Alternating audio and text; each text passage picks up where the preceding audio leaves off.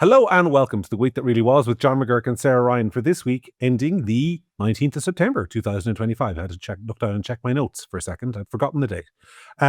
It's been a very, very, very, very busy week. I am joined as ever by my friend and colleague Sarah Ryan to go through it. I want to thank all of you for the immensely positive feedback on last week's episode, notwithstanding the fact that I both had a cold and a microphone that let me down. So I apologize just for my sound quality on last week's episode. But there's a lot to get through this week. But before I get into that, I want to say hello to Sarah and ask you how you are. Bit better than last week, but How's the back? it's getting there. Some days are better than others. But yeah, there's if you're a political nerd like us, there's lots to be after a quiet spell. There's lots to be talking about, isn't there? Well, there's lots to be talking about. I mean, my old pal David Quinn, who used to sit in your chair on this podcast, somebody tried to kill him, or at least tried to let him think that they tried to kill him with anthrax in the post. We'll talk about that. Our politicians were all on about political violence this week and excitement to violence and the badness of all the rest of us apart from themselves.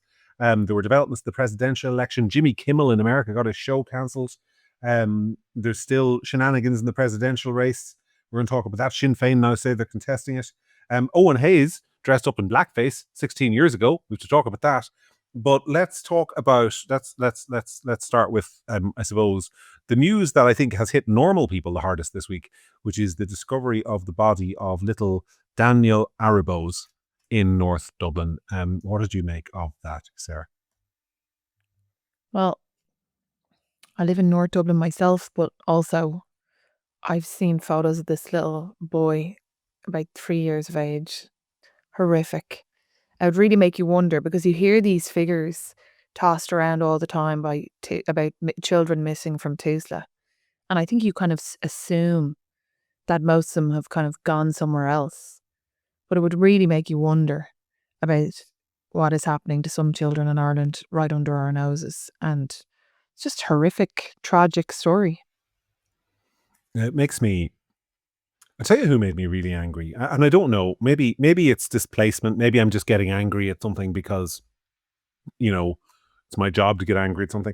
But Micheál Martin in the Dáil today being Thursday, this obviously goes out on Friday, but today being Thursday, Micheál Martin stood up in the Dáil and he basically said in relation to all of this, we don't want to rush to judgment on this matter in terms of assigning blame. And it's the classic thing that politicians say all the time, let's be mature, let's not jump to conclusions. No, if ever there was a time to rush to judgment, this is it. TUSLA, the Child and Family Agency, which has an eye-wateringly enormous budget, has one job, which is to look after, as the name suggests, children and families. This child, Daniel Aruebose, was placed in their care. He was placed in their care almost immediately after he was born. He was sent to foster for a year. They then, in the year 2020, handed him back to his family and basically washed their hands off it. They weren't even the ones to spot that he was missing for a couple of years. That happened when a member of his family... a member of his family... I think, so the Department of Social Protection, there was an application made for a grant in the child's name, and the Department of Social Protection noticed that the child hadn't actually been to school, and they then alerted TUSLA. So, yes, you can jump to conclusions. You can jump to the immediate and obvious conclusion that something has gone really badly wrong in TUSLA. That's obvious. That is not even up for debate. And what annoys me is like, I think if Fianna Fáil and Fine Gael want to look at the reason why they are in power but not particularly loved, it is that what is Micheál Martin's job? It is not to defend TUSLA to the public. It is to defend the public's interests when it comes to TUSLA. We elect these politicians. We don't need them. If we wanted to run the country, you could just have the civil service run the country. The purpose of politicians is to represent the public's interest. Like, why isn't Micheál Martin dragging the heads of TUSLA into his office, asking whose fault it is, and sacking somebody? Why is he instead going out and representing the state to the public? Their job as politicians is to represent us and defend the public interest. And instead, what they always do, and this kind of has become an awful lot worse since they started getting funding from the state, and effectively Fianna Fáil and Fine Gael became state agencies themselves, what their instinct is always to defend the state to the public. They're supposed to run the country on behalf of the public, and what actually ends up happening all the time, and this is a theme I keep coming back to, is they see their job as managing the public on behalf of the state. That's what they think they are. He thinks he's the spokesperson for TUSLA now. He's not. And it's pathetic. And it's not leadership. And, you know, him standing up there saying, don't judge the conclusion, don't jump to conclusions with his sober face on to make us think, oh, you know, I'm being responsible. You're not being responsible. The public are angry. They expect their politicians to be angry. They expect something to be done. But it's also the typical Irish approach that we do here, which is like, don't jump to conclusions. Don't jump to conclusions. There'll be an investigation. There'll be a report that will take years, and by the time anybody hears anything about it again, the oxygen and the anger will have died down. But actually, you know, I've spoken before on the podcast of various different examples of jobs that I've had in the private sector, whatever. But when you're speaking, what springs to mind is just this. This is such a random thing, but I worked in consulting, worked as an external consultant for a company once that was like a sales kind of company.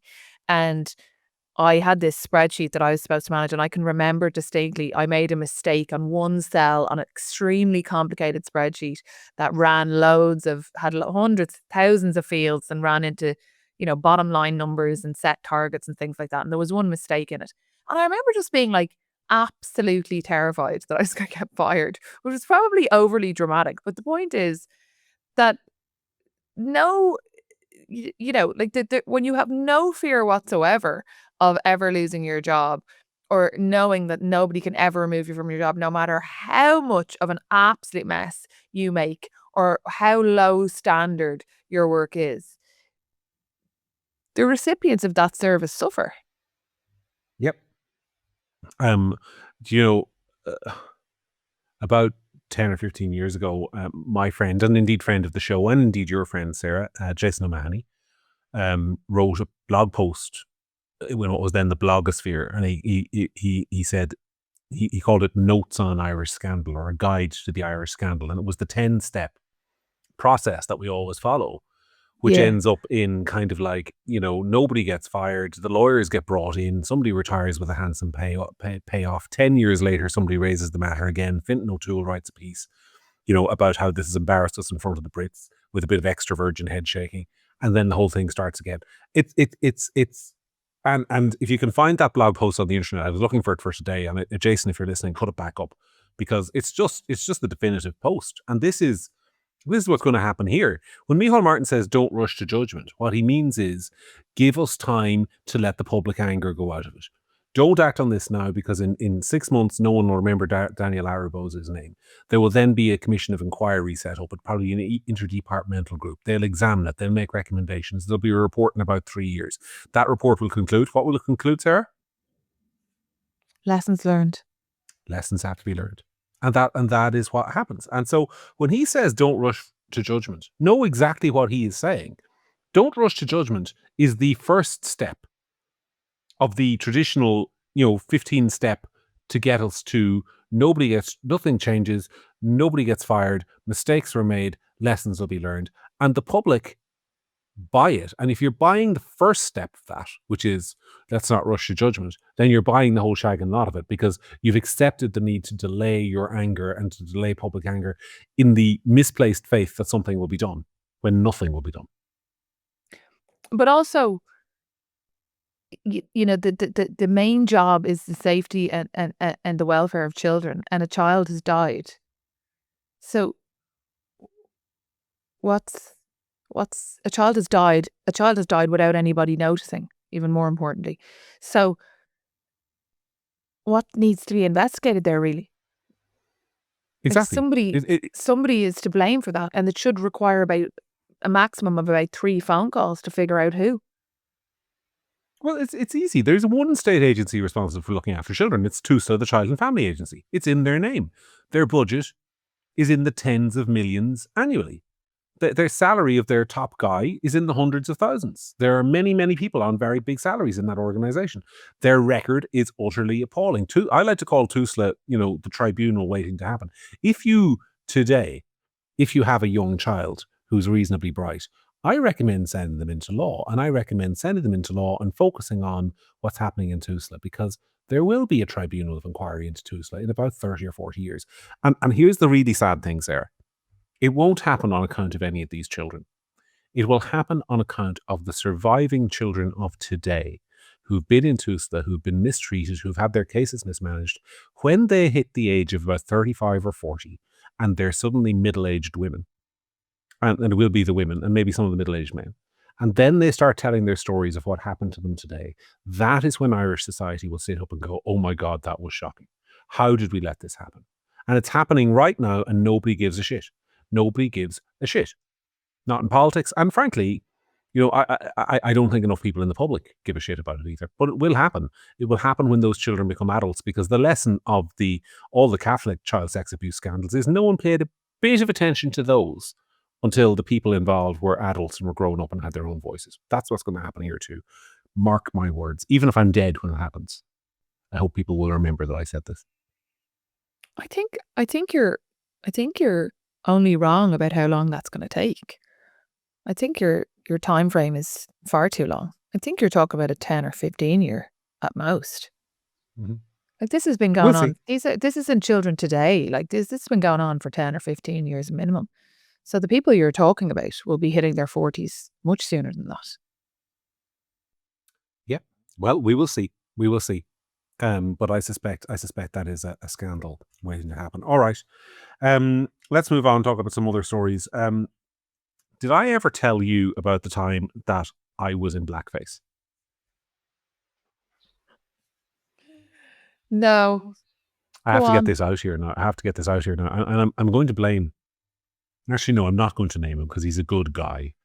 So I was 16 or 17. I was in transition year in St. McCartan's College in Monaghan, which is my alma mater. And in transition year, there were two things you could do. You could do the musical, which was put on with the local St. Louis, Sisters of St. Louis convent, because St. McCartan's was an all-boys school. See you in a musical. If you ever I can't sing. Right? Just don't ever ask me to sing. You will regret it. You will cry tears. So the musical was out for me, which was terrible because the musical was in conjunction with the girls' school. Not, I think that would have done me any good, but the excitement of it might have been something. But you had to be able to sing, and I couldn't. So instead, there was the play, the very serious play, which was put on just by us boys, and that was To Kill a Mockingbird. And so, no, wait for this now. So this was in the days, obviously, before Labour were trying to ban it. Yeah, well, before, Labour tried to ban Harper Lee's To Kill a Mockingbird. That is true. I think that was Éadán Ó Ríordáin. But this was in the days before any of that. It was also in the days before Ireland became the diverse and multicultural country it is today. So I think we had in my year group, we had one guy who was kind of Chinese or Asian heritage. Jack was his name, great guy. But everyone else was white. But of course, the problem is that To Kill a Mockingbird is a story set in the deep sort of South. sort of a central requirement for and somebody. Do you want to know what character they made me play? So I was Tom Robinson, wasn't I? I was Tom Robinson. Tom Robinson, as people will know if they've ever read that book, is the accused rapist, the falsely and wrongly accused rapist. And I had to play Tom Robinson on the stage for 4 nights. Now I am obviously pretty white dude. It didn't really work out. Dude. So yeah, they plastered me in blackface to make me play the African American Tom Robinson, and there were other black characters in that play, and there were other very white Monaghan middle class boys in about 1996 or 1997 on that stage dressed in blackface. And so it's possible that at some point those pictures, which are probably somewhere in the St. McCartan's College archive, will re-emerge. So now I have told the story. And Eoin Hayes should probably have told his story about being Barack Obama first, don't you think?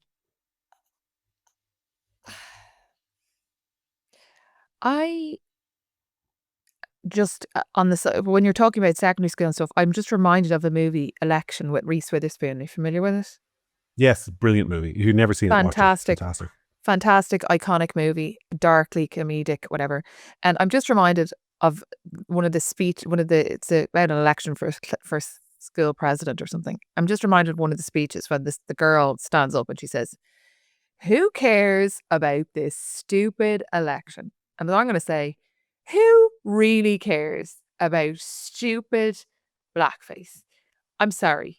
I think the reason why I think it's funny is because the only people who care about nonsense like that are people like the Social Democrats. That's why it's funny. That's why I find it amusing. I could care less if he put black on his face to be Barack Obama like 14 years ago. I was going to say we all do stupid things, but like I just don't care what he did years ago. I think the whole like everybody getting their panties in a knot about blackface is kind of nonsensical to me.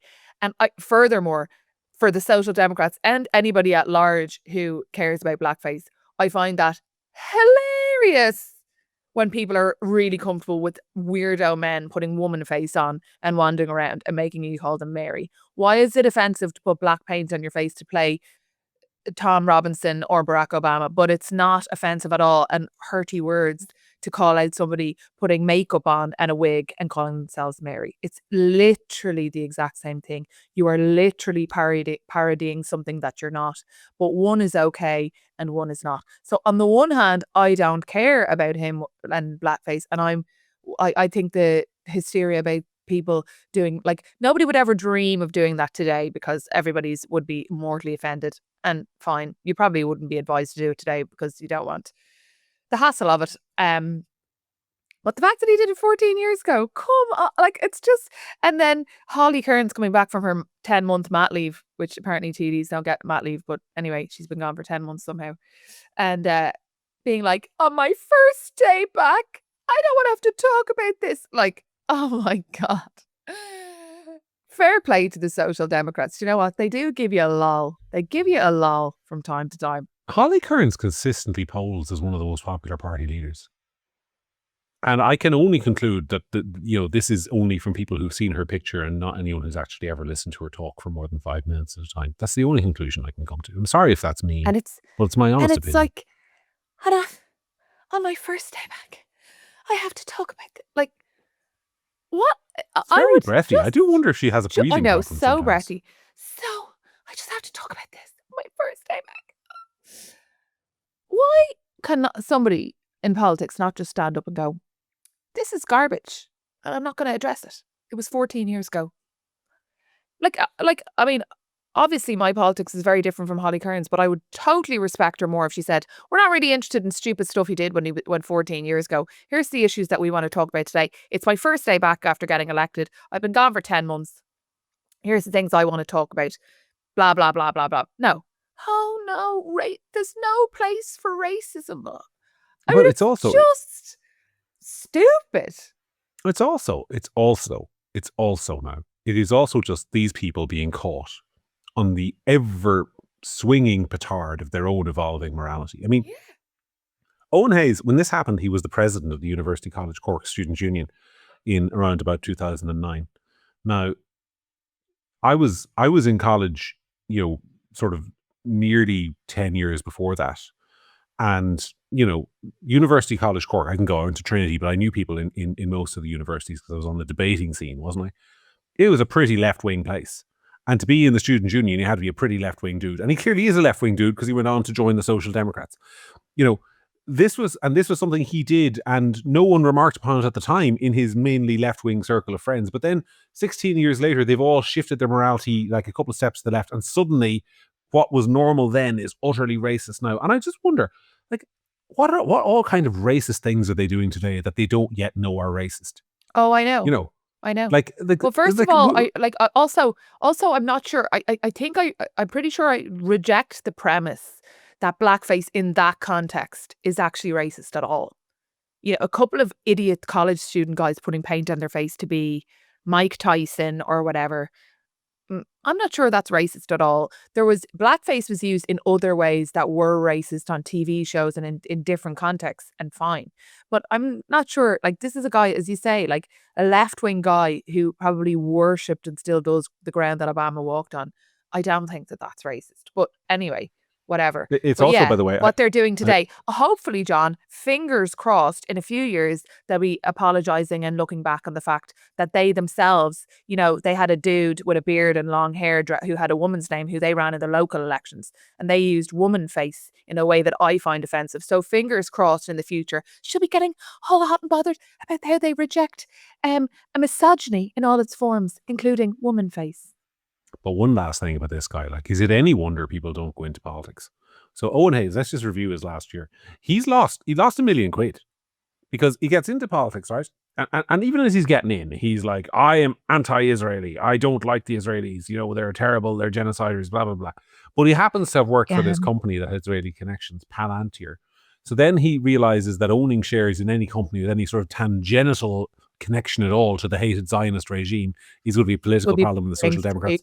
Yeah. So he sells them last year for like 130 grand. If he had held on to those shares and not gone into politics, they would be worth like £1.5 million today. So he's lost over £1 million to sit on the backbenchers and say nothing. And then as soon as this shame of owning shares in a company that he worked for and did good work in, as soon as that is passed, then somebody's out there digging up pictures of him from when he was in 2009 impersonating Barack Obama. Somebody really has it in for this guy. So never let the left tell you that they're nice people, because somebody's really got it in for him. That's the first thing. And the second thing is, if you're a moderately successful and talented person, which clearly Eoin Hayes, regardless of his stupid political views, is, don't ever get involved in politics. Leave it to the fucking idiots. Leave it to the fucking idiots. Leave it to the Holly Kearnses of the world to come out there and breathily tell the world what a good human being she is. I'm so good. I'm such a good person. Leave that. If you're a person of even moderate intelligence or ability, stay the fuck away from this bullshit. Because like I don't know Eoin Hayes from Adam. I've never spoken to him. I'm sure I don't agree with him on a single damn thing. But he's too smart for this crap. He really is. I mean, you know, go and join the Smart Persons Club and get out of the Dunces Club in Leinster House, which unfortunately, for various reasons, is what our politics has become. But also, exactly, like someday you might be a TD, and then somebody will break the story about how you put little pieces of paper in the hair of the girl in front of you when you're in third class. Like, come on, it's I'm getting it all out now. Getting it all out. I mean, I played Tom Robinson when I was 16 or 17. Hands up. I was really good. I did the accent as well. I did the black Southern accent. I think it was pretty good. Oh my God. Okay. Me afterwards. We all have an event involving alcohol coming up in the next few weeks. Will you do that? Will you do that accent? Will you recite some of that book for the laugh? See if I can remember my lines. She's speaking of the Gript staff autumn party, which is coming up on Saturday week. That can be your party piece. That can be your party piece. Okay, let's move on and talk about, did we talk about David Quinn and the Anthrax, or did I just mention it? Yeah, we'll talk about David Quinn and the Anthrax. What did you make of that? I mean, I'm not surprised. Well, no, I mean, I am surprised. That's kind of unusual in Ireland. The reaction doesn't surprise me. If it had been Holly Kearns now. It's funny the difference between the security reaction and the political reaction. So in the security, I was talking to David about this. And so David opens a letter and like the powder goes everywhere. And I mean, I think most of us would have immediately been surprised, read it. And then I think actually your immediate reaction would be, it's probably not anthrax, right? It's probably talcum powder, or it's flour, or it's cornstarch, or it's something, bicarbonate soda, whatever it is. But obviously, he rang the cops because it's a threat to his life. And they came down on the Eoin Institute offices in large numbers. The bomb squad was there. David was served out. I mean, I'm well, sure. What if it was real? Dave, don't take offense, but I'm sure he kind of enjoyed the drama. They cordoned off Merrion Square. They actually put big tapes off, and they cordoned off, just in case this was an actual genuine biological attack. So the security services took this immensely seriously as a threat on the life. Yeah, as they should. Of course they should. And then the literal next day, the Dáil is back. So this must have been, the David thing must have happened on Tuesday. And then on Wednesday, the Dáil is back, and they're back in after their very long extended summer holiday, not doing anything. They're back to cause and ruin and stress out all our lives. But before that, they have to have a debate on political violence. And it's all about the threats to Simon Harris and the terrible far-right violence in America and Charlie Kirk and all that sort of stuff. Turned out to not be far, because last week, when at first there was all these people, including dum-dums that I know, gleefully talking about how it was a MAGA supporter and a Trump person who'd actually shot him, who are now deathly silent about the fact that that actually was completely false. Yeah, look, if your girlfriend has a dick, you're likely not a conservative. Like, I'm just going to say that. I just don't think it's... just don't think it's true. Why are you laughing? I mean, Fair. am I wrong? Is that available stitched on a t-shirt? Can we get some merch going there? If your girlfriend's got a dick, you're likely not a conservative. I just think Beautiful. that's reasonable. Anyway, look, obviously it's reasonable. You're just so poetic about it.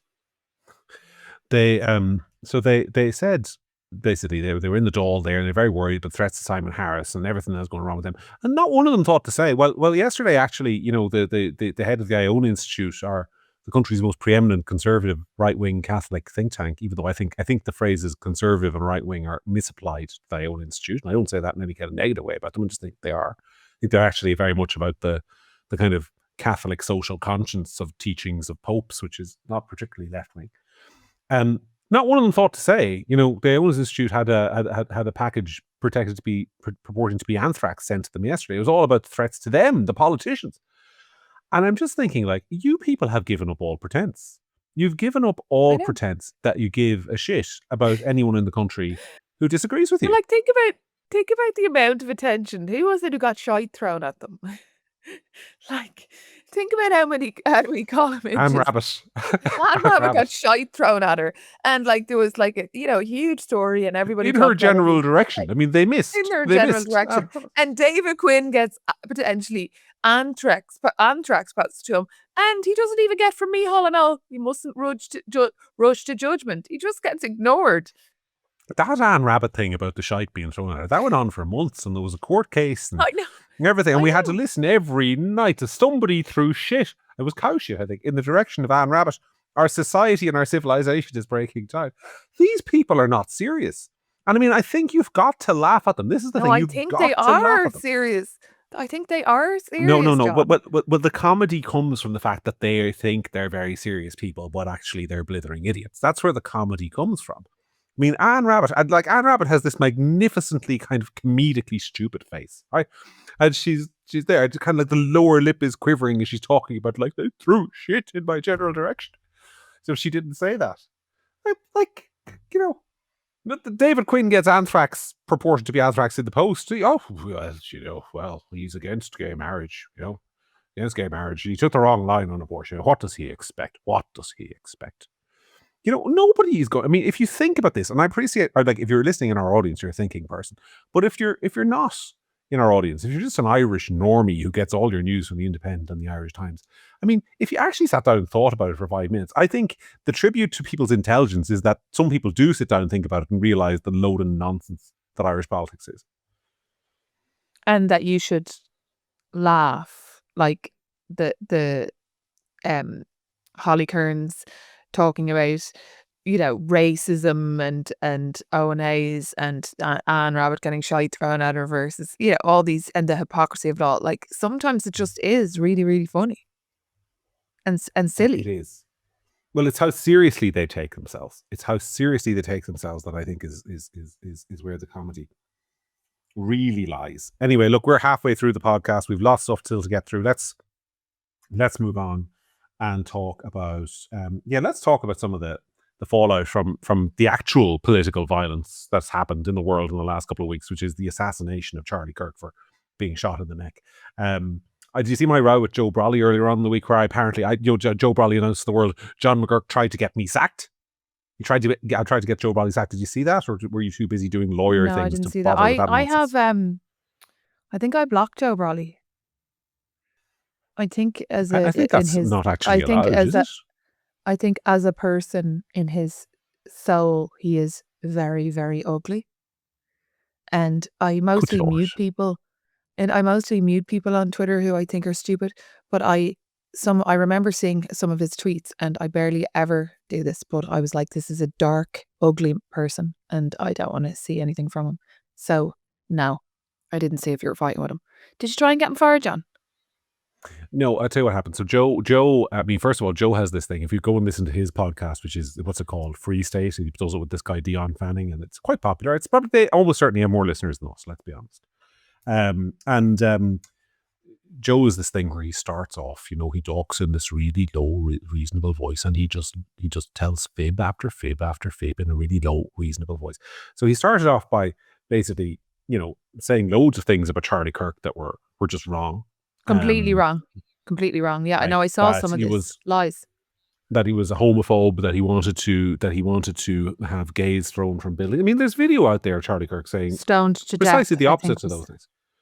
Yeah. Yes, and this was in relation to Kirk using a Bible verse in an argument, actually, about why you shouldn't take all Bible verses literally. And he was like, you shouldn't take all Bible verses literally because one of them says, stone gays, which we obviously don't do. And Stephen King also completely misquoted him. And from an article I read today, apparently Erica Kirk are issuing legal proceedings against him for saying that. And he withdrew it and apologized. And I hope she still sues him. It'd be difficult to actually. It'd be very difficult in the US because you have to prove in the US that the thing was said with active malice. So if for example, I'd like a shot at arguing that. But anyway, the point is that the amount of stupid people who are a cursory glance at a few videos of Charlie Kirk will show you that most of the things people say he said aren't true. They just aren't true. They say that he said that he wouldn't like to have black pilots. That's not true. What he was actually saying was that it's no good for anybody to put people into roles that they're not qualified for. And if you do that over time, people will look at the pilot who's black and say, well, are they there because they're the best pilot or are they there because they're black? That's what he said. That's not saying he doesn't want black pilots. There's, countless examples of where people have manipulated an element of a point he was trying to make, and they are misquoting him. That he hates gays, that he's a misogynist. He said he didn't want women to work. He didn't want women. No, he didn't. He said he wanted a society where if women chose to stay at home, that they were valued for doing so. They're just liars. Well, Joe Brolly told falsehoods. He sent this tweet basically saying Charlie Kirk called for people to be stoned to death, and he cited the video, which I don't think he'd actually watched, or certainly if he'd watched, he hadn't watched in context and didn't understand the argument. And unlike Stephen King, who apologized, and unlike Alistair Campbell, who apologized, Joe just doesn't apologize, right? He says things that are false, he leaves them up there, and he digs in deeper. And then he decided to lie about me. So I wrote an article about this and I said, look, Joe Brolly's falsehoods matter. This guy's got an online audience of 250,000 people. He's got a very popular podcast, mainly because people think they're going to listen to stuff with the GAA, I think. He's got a platform in the Sunday Independent. And he's saying things that are untrue. And I writing about it in the context of an Irish media that relentlessly and endlessly tells us about fake news and misinformation and disinformation and the dangers of all that sort of stuff. And also an Irish media that is incredibly intolerant of anyone who lets them down from the other side. So if you look at what happened to George Hook, who made an off-colour comment that I don't even think was particularly off-colour to this day, where he basically said in the context of a woman who'd been sexually assaulted that young women were responsible for their own safety and had to take responsibility for it. He said he was basically saying an equivalent of what Irish dads have been saying to their daughters for years and years and years, which is, take care of yourself. Yeah, but it wasn't only that George Hook got suspended and then later let go from News Talk over that. It was that I remember the pylon. I remember all the Irish journalists, the great and the good, going, this is disgraceful. There's no place for this in the media. News Talk have to... Do you remember our old friend Dil Wickramasinga?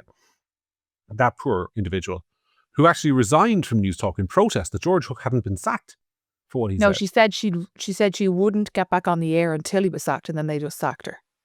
Every cloud, So there was this pylon from all the journalists and the great and the good, and the Irish Times, I remember, had a kind of like a feature at the time on whether we could tolerate this in the media. And those same people who lecture us week in, week out, misinformation, disinformation, don't trust social media, did they have a single fucking word to say about Joe Brolly telling fibs? No, they didn't. Joe Brolly is one of ours. Joe Brolly is on our side. We all know he's saying things that are untrue. But are we going to challenge him on it? No, we're not going to do that. We're just going to maintain a studied silence. We're not going to call it out. And this is the thing. This is the difference, because they will all say, if you challenge them on this individually, they will all say, the Hugh Linehans of the world in the Irish Times, the Ronan McGreevy's of the world, the sensible journalists will all say, well, we don't endorse what Joe Brolly has done there. It's not good practice. But the difference is you don't challenge it either. You never challenge it. You never say, this is wrong. No, that's left to Egypts like me and Gript and the strange people, the outcasts who don't play by the rules, which is that some people in the Irish media are entirely untouchable. And Joe Brolly, who is a bully and in my view a bit of a creep, has been getting away with this for years, just lying and fibbing and telling untruths, in my opinion. And The only hope you have getting rid of him is that a video emerges later of him with a few too many shades of fake tan on his face. Well, yes, yeah. Well, I don't think he's done that. I think when you say... No, I'm saying that would be the only way of getting rid of him, because no one's ever going to challenge him on his... Why am I calling him a liar? I'm calling him a liar because he lied about me. He put out a tweet later on in the week saying that Gript Media and its editor had tried to get him sacked. That's not what happened. It is a complete and utter untruth. He then said on his podcast that he got a phone call from the editor of the Sunday Independent, Liz Kearney, telling him that Gript Media had tried to get him sacked. Now, I have the email. I produced it in public. What I did was I told them what I was going to write, which is that Joe Brolly has been saying things on social media that are fundamentally untrue. That in the past, as I noted in the piece, people like George Hook, etc., have lost their jobs. And that I was going to write on this, and I was wondering if the Sunday Independent had any comment. And I received a comment, and their comment was, everything Joe Brolly writes for us is subject to editorial control. What he writes on social media is not our responsibility. That's what they said. So they didn't even defend you, Joe. If you're listening to this, they didn't even defend you. The Sunday Independent didn't say Joe Brolly is telling the truth. They couldn't even say that because they know that what he's saying is untrue. All they said was, not our problem. But nowhere in that email and nowhere in any piece that I wrote did I ever call for him to be sacked. So that is just a lie. It's a definitive, straight up lie. And I'm afraid that, with all the other things that he has said that are untrue, I mean, I can't prove intent in relation to the other things he said. But he knows, because he would have seen, he knows what the email I sent to the Sunday Independent. And for him to present that as me calling for him to be fired says a lot about his character, I think. Sorry, don't normally do personal beef on the podcast, but this thing is important to clarify that. Well, I think he made a holy show of himself with the Charlie Kirk thing as well, because I think a lot of people have no idea who he is. And a lot of my friends now know him this week as the moron who's still going around and refusing to withdraw the fact that Charlie Kirk allegedly said that gays should be stoned to death. He knows that's not true. Everyone else knows that's not true. And the fact that he refuses to withdraw it shows that he is someone of low character, low intelligence, and very little moral integrity. Yep. Anyway, what did you make of Jimmy Kimmel losing his job this week? That was another thing that happened. It was such a packed week. It's like, this is the thing. Like, you see a lot about free speech, and it's like, the reason why we don't need free speech laws is because speech gets regulated by society. Like, when people say horrible things that their employer doesn't like, Jimmy Kimmel absolutely should not go to jail. But if his boss doesn't like what he's saying because he's saying falsehoods on a TV show that has huge reach and he loses his job, well, I mean, like, ultimately his job as a journalist, is to not say falsehoods on a show. So his standard of his show obviously fell beneath what his employer expected or wanted, and he lost his job.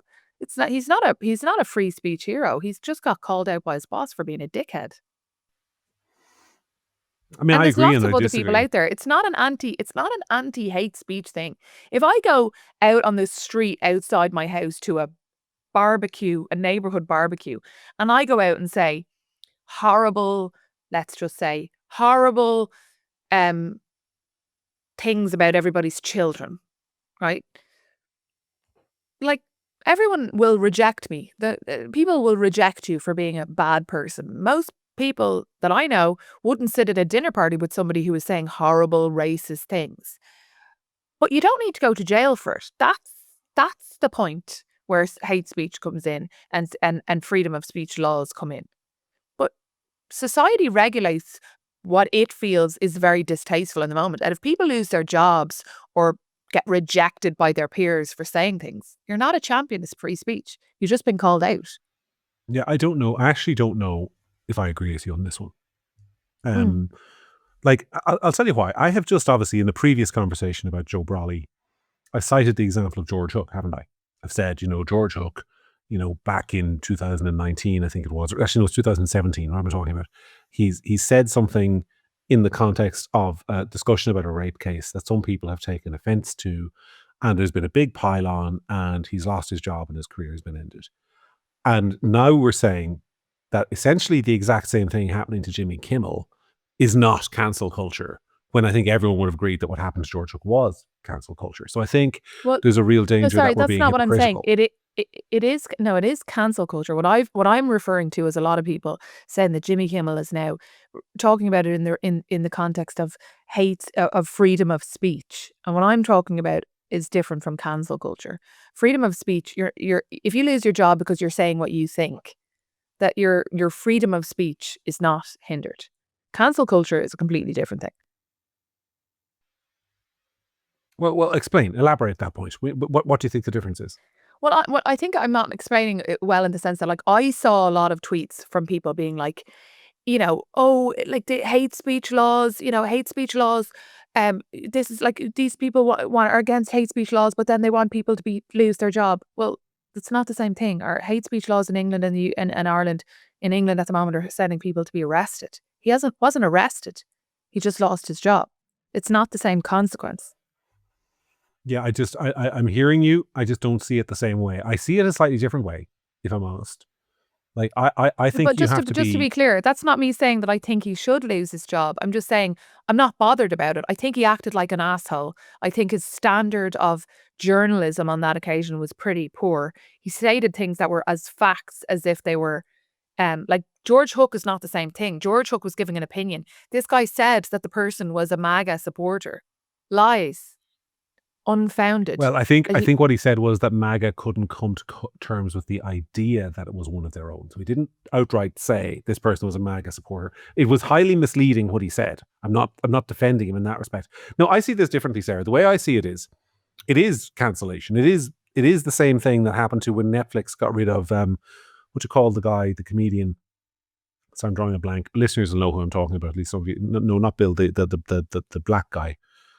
Talks about transgenders a lot, and his show was cancelled because he talked about transgenders in it. Sorry, I'm drawing an absolute blank. The listeners will have to fill it in, but he's very well known. Most of you will know who I'm talking about. That was cancellation. That was people saying you should not, for your opinion on this topic, be allowed to hold your job. And I think that's a similar thing that's happening to Jimmy Kimmel. And I say, with great reluctance, good, because what's happening to Jimmy Kimmel is essentially what the left have been doing to people for, the last decade, which is trying to get them fired, shoving them out of the jobs, creating a culture of fear, chilling speech. And I think it is important. I think it is actually important. There are two ways this can end. Either it ends with an arm wrestle where free speech is abandoned altogether and we completely just surrender to whoever's in power gets to shut the other side up. Or we can all live in the same fear that if the wrong side wins the election, we might lose our jobs if we say the wrong thing. And maybe we can all agree to cool the jets a bit. So I think in the relation to Jimmy Kimmel, it is absolutely necessary that it's not going to happen in Ireland. I mean, we've just had a conversation about Joe Brolly, and indeed there are other people we could mention who, there was an article by Liz Carrollin in the Irish Times this week, which was blatantly dishonest about the ideology of Charlie Kirk's shooter. Blatantly dishonest. There's lots of people we could cancel over here. We're not going to do it. But if in the United States people are starting to feel a little bit afraid about airing left-wing opinions, then maybe liberals will get a wake-up call that they're the ones who lit this fire. They're the ones who started the whole business of cancelling people and shutting them down and firing them for their opinions. They'll never do that, John. No, they won't. And this is the downside, by the way, if you're on the right. But I also think, they will win another election. But the thing is, right, like, so I take your point on Jimmy Kimmel a little bit because he's a high profile person. But I see a lot of hysteria online about, let's just say a 23-year-old in their, first job who's posting themselves manically laughing and cheering about somebody dying and then being upset that they lost their job. And I don't think that that's a free speech issue. Like, I mean, if I work for a small firm, and if I'm living in the middle of middle America and I work for a 3 or 4 person pharmacy, we'll say, and it's owned by a Jewish person, and I put on my social media day in and day out free Palestine and anti-Semitic stuff, Is that against my freedom of speech if my boss decides to let me go? No, it's not. And if you're watching Because this I episode think you have a responsibility to yourself and your job. I can come up with hundreds of examples of things that people are. You don't put up like on your, if you have a work LinkedIn, you don't put up on your LinkedIn videos of you out on the piss. Like there's certain formalities in people's career and jobs, and your employer might not like your, kind of hot take on things or whatever it is. And so I don't think it's a massive catastrophe of anti-free speechness if a few people lose their job because their employer decides, I find your online presence really, really distasteful.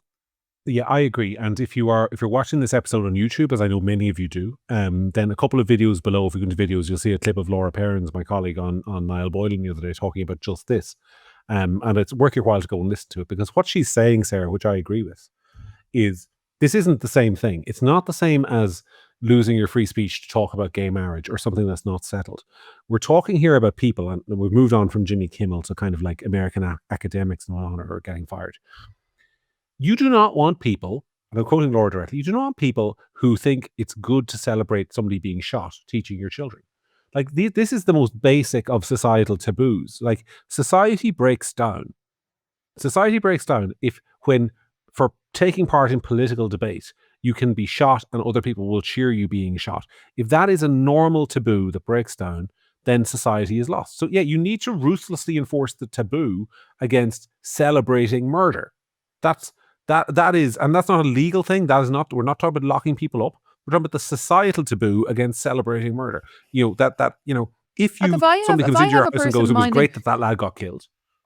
But if I have a person minding my kids and I go onto social media and I see them, I'm like, do I really want this person around my children?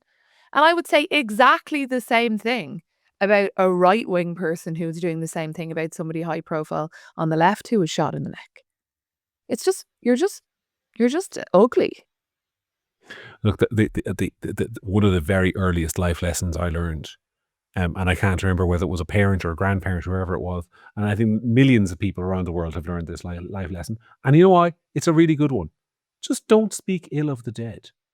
Like, at least when they have died, in that kind of 1 to 2 week period after they have died, it is not necessary to speak ill of the dead.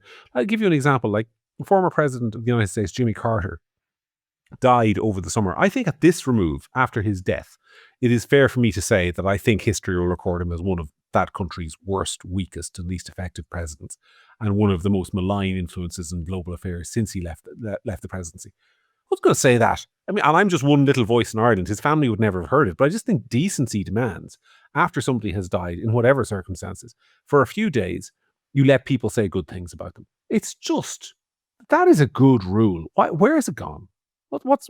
Am I very naive? Where has it gone? I'm trying to think of like somebody I really opposed. If this is Jeremy Corbyn died in the morning, I wouldn't be online going, the old lefty bugger is dead. No, I wouldn't. I wouldn't say much nice about him either, but you just shut up if you don't. And you're describing situations where people have reached a ripe age and are dying. This is a 31-year-old who got shot in the neck at a speech at a political speaking event at a college. It would be like if and God forbid this should ever happen, and I'm always very careful about even naming people in these contexts, unless in case somebody tries to take it out of context. But God forbid somebody should assassinate, say, Owen Jones, who I think most people listening to this podcast will know who Owen Jones is. Very, very, very left wing, very prominent, very mouthy UK commentator, and somebody shot him. That would be like me coming on this podcast and going, he had it coming. He had it coming. He said lots of things that were provocative, and he accused people of all sorts of like wrongness when they, when they had no case to answer. And it's not surprising. He lived by the sword, he died by the sword. People, if I said that in those circumstances, which God forbid will never come to pass, like it would make the media, which many of them listen to this podcast and none of them ever write about it. Not that I'm complaining, but I'll tell you one thing: it'll be on Morning Ireland if somebody said that about somebody in those circumstances being murdered. There's no doubt. Yeah. Anyway, Jimmy Kimmel, may his look, and this I'm is sure his career will recover. He'll do something. I'm sure his career will recover and he'll be fine. He will. He'll do one of these, won't he? He'll do a podcast. He'll become the next Tucker Carlson. Can I just say, by the way, I'm going to say this because it's been on my mind in relation to all this, and I know that our listenership is sort of centre-right, and I know it listens to other right-wing commentators. One thing that really has sickened me this week, and it is not from Know what I'm you're not going even to going to talk say. about the political issue, is the people, the very prominent people in the right-wing influencer space who are much bigger than we will ever be, but I think you know who I'm talking about, who have tried to co-opt a dead man, completely reverse his public views, and then declare that he died because he was know, about it's to change dark. his mind on Israel or what have you. That is Really disappointing. some of the most disgusting shit I have ever seen in my life.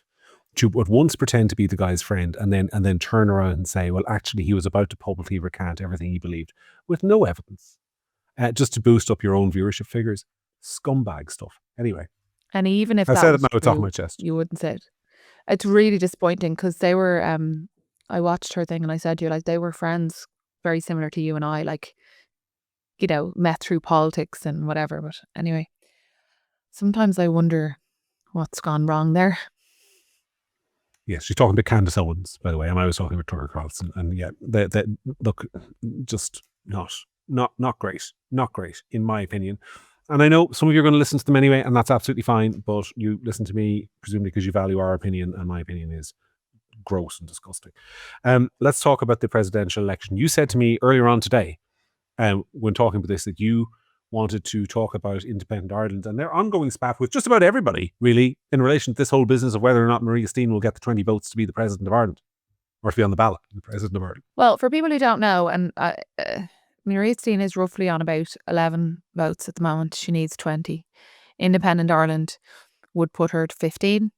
And then there's a number of people behind the scenes, as I understand it, who have told her, come to me when you're closer to the 20. And which is what Independent Ireland have said in public. They said if you get to 16, but come Independent to us. Ireland aren't one vote, they're 4, right? And Independent Ireland are smart enough to know that them coming out onto the plinth and putting their weight behind Maria Steen gives her a momentum that very, very possibly others will follow.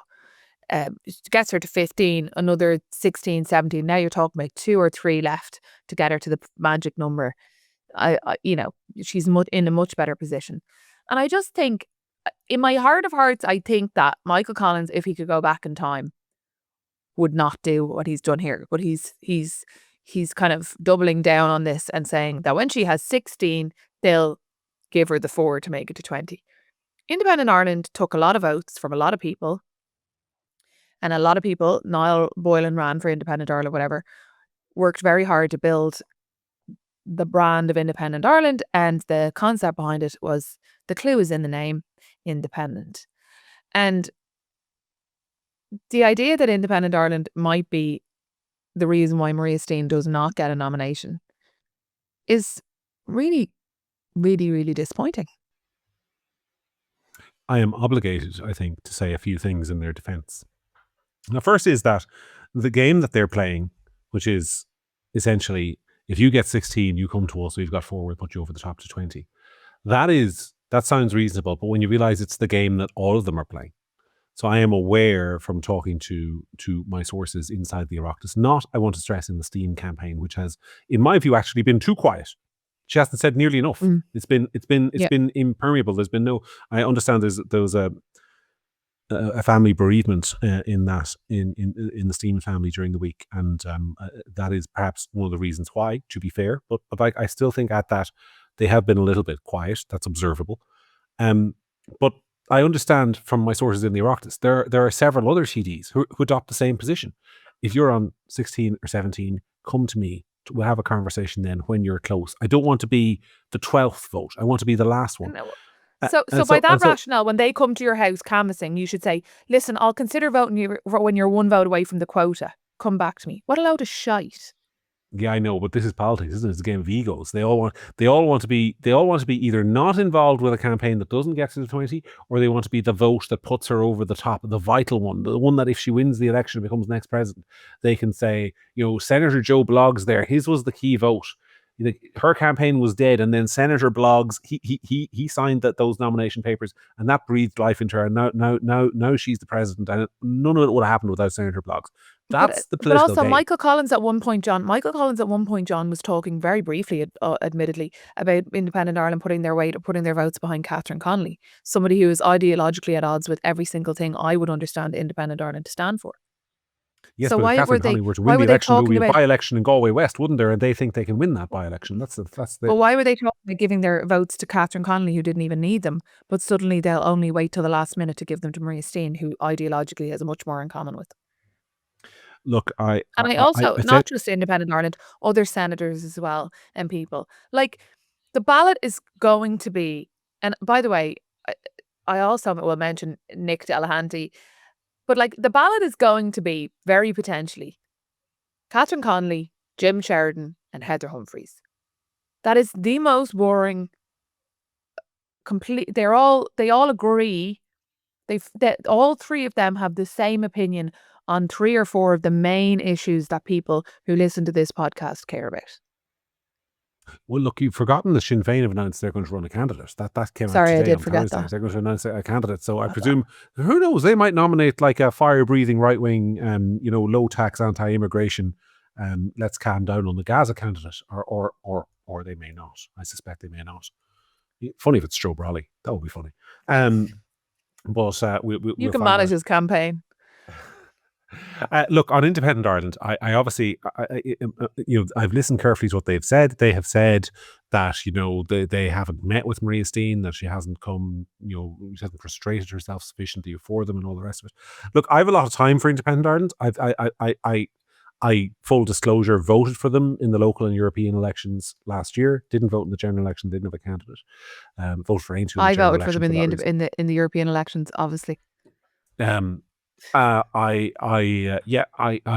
have immense time for some of their TDs. Ken O'Flynn, I think, has been an absolute breath of fresh air in the Dáil since he was elected. I think frankly he should be the leader of that party. I understand Michael Collins doesn't like it very much when I write pieces like that in Gript, but I have done, because my obligation is not to Michael Collins' opinion, it is to the opinion of my readers and giving them the honest view. And I do think, if Ken O'Flynn was the party leader, they'd be much better off. There you go, I said it. But I also think, I think they are letting themselves down a bagful, because the entire movement of kind of independent TDs and senators in the Dáil is a shit show. And they are not, the Independent Ireland are not the only ones guilty of rabid infighting, petty jealousies, not wanting to be on the same side. If one person says black, the other person says white. All these people theoretically are on the same broad side of the fence. But I think if you're a voter out there and you're looking for, and you voted independent, and you're one of the 20% of people in the public who votes independent, even if it's just on principle voting independent, and you don't have a candidate on the ballot paper, Independent Ireland are going to get the lion's share of the blame for that, whether that is fair or unfair. But there's another person who I think should get the blame. And I'm sorry, he skates around, and we all have to, and I want to say this, I have the most immense respect for Senator Michael McDowell. The most immense respect. I think he has done his country service on innumerable occasions. I think he's a very talented politician. I think he is a patriot. But he's not as pro-democracy as Fintan O'Toole. Fintan O'Toole can see the democratic argument for having somebody like Maria Steen on the ballot. And, the great senator from Ranelagh can't. That does not speak well of him. It doesn't speak well of him at all, especially given that he campaigned alongside that woman last year. In relation to those two referenda, and they were both immensely influential in achieving that result. And they both, you don't have to agree with her. He could nominate her in the morning and say, I don't agree with her, but she's a qualified person, should be on the ballot.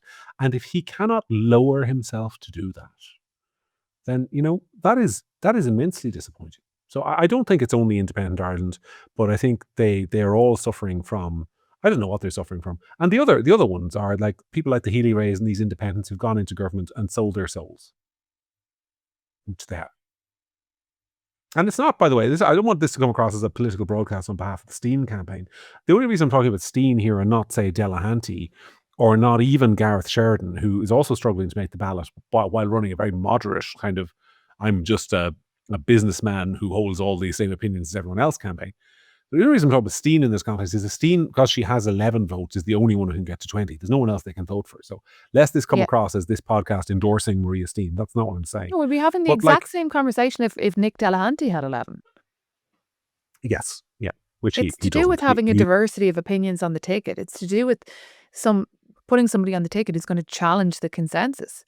And nobody who listens, who even is taking a cursory glance at Irish politics, could come away with any other opinion other than that the government are deliberately blocking independent candidates from getting onto the ticket. But they are. I mean, have you seen... Look, it'll be very interesting to see who Sinn Féin nominate. Isn't it fascinating, by the way, that Sinn Féin have suddenly, they're appearing with a candidate out of nowhere? I mean, say what you want about Fianna Fáil and Fine Gael. This is a really important point, and I'm just going to make it once. Fine Gael had an open of nominations, and Mairead McGuinness put her name forward, and no one else did, and she became the candidate, and then she pulled out, and then they opened nominations again, and Sean Kelly entered the race, and Heather Humphreys entered the race, and they had votes, and TDs debated it, and Heather Humphreys won. Fianna Fáil had an open election for their candidate. Jim Gavin entered the race. Billy Kelleher entered the race. There was a competition, and Jim Gavin won a Democratic vote in the Fianna Fáil party and is now their nominee. I'm just going to say that is important. Sinn Féin, no nominations have been opened. We haven't been told who's applying to be the candidate. There is no internal democratic process. A candidate is just going to appear fully formed at the weekend out of nowhere. Like, Sinn Féin, and this is really important to remember if you vote for them, and this is not an anti-Sinn Féin thing, this is just a statement of fact. Sinn Féin is not a democratic organisation in the way that we understand it to be in every other party.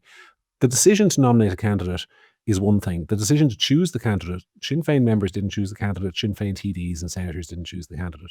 Somebody chose the Sinn Féin candidate. And, you know, I just spoken about Michael McDowell a few minutes ago and how I'm disappointed in on the Maria Steen thing, but he is the one person who's consistently pointed out nobody knows who makes the decisions in Sinn Féin. And if a candidate for president can appear fully formed out of nowhere on Saturday morning, if they're ever in government, who is really going to be calling the shots? Because I think the shots in Sinn Féin are called in a back room in Belfast by people who used to shoot other people.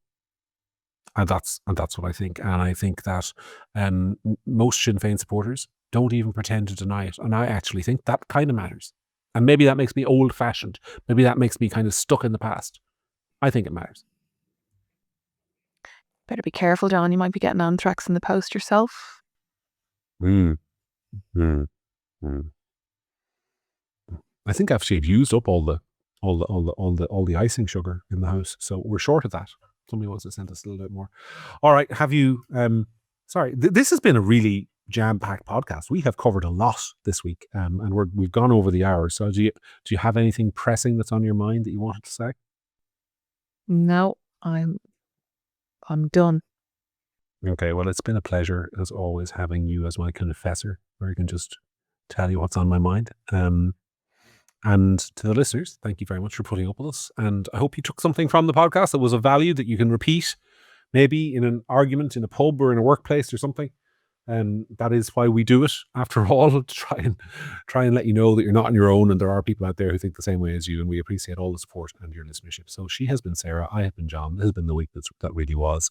We'll see you back here for another one next week. Have a great weekend, and we'll see you soon.